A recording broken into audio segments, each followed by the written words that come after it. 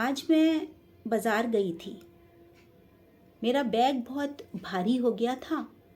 मैंने एक हाथ रिक्शा को रोका और पूछा कि मुझे घर तक छोड़ दोगे। वो फ़ौरन तैयार हो गया बिना कोई मोल भाव करे। मुझे अच्छा लगा और मैं वैसे भी जो गरीब लोग होते हैं, निर्धन लोग होते हैं, उनसे मैं बार्गेनिंग नहीं करती हूँ। मैं उनके रिक्शे पे सवार हुई तो मैंने देखा कि वो एक उम्र दराज व्यक्ति हैं।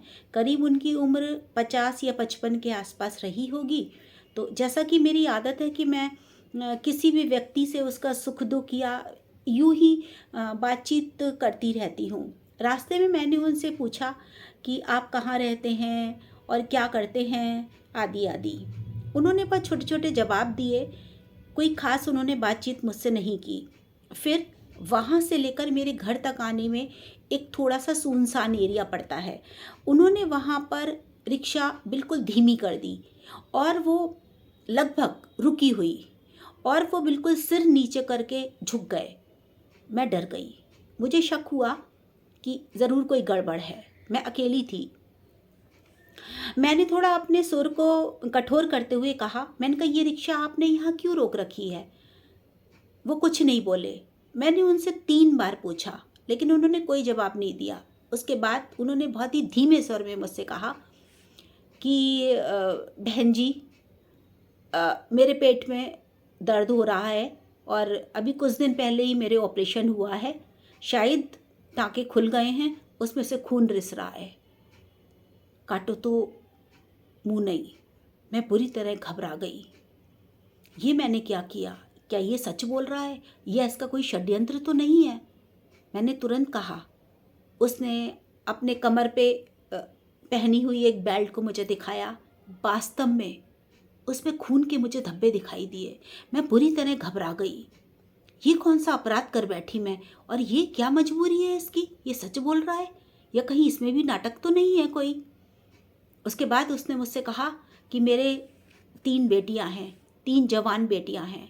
मेरी पत्नी मर चुकी है और उन तीनों बेटियों को मैं घर से बाहर कमाने के लिए नहीं भेजता हूँ। खुद कमाता हूँ, अकेला कमाने वाला हूँ और मेरी मजबूरी है ये रिक्शा चलाना, क्योंकि घर में 2 दिन से अन्न का दाना नहीं है।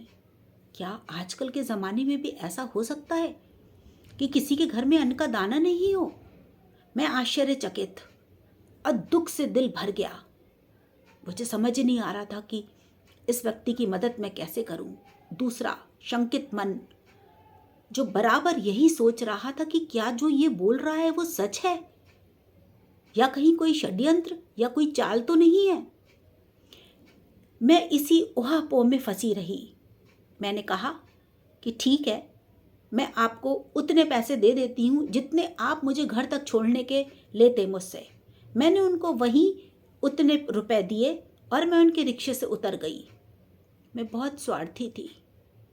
उनके रिक्शे से उतरकर मैंने दूसरा रिक्शा लिया और अपने घर आ गई, बिना ये जाने कि क्या उन्हें वास्तव में मदद की ज़रूरत थी।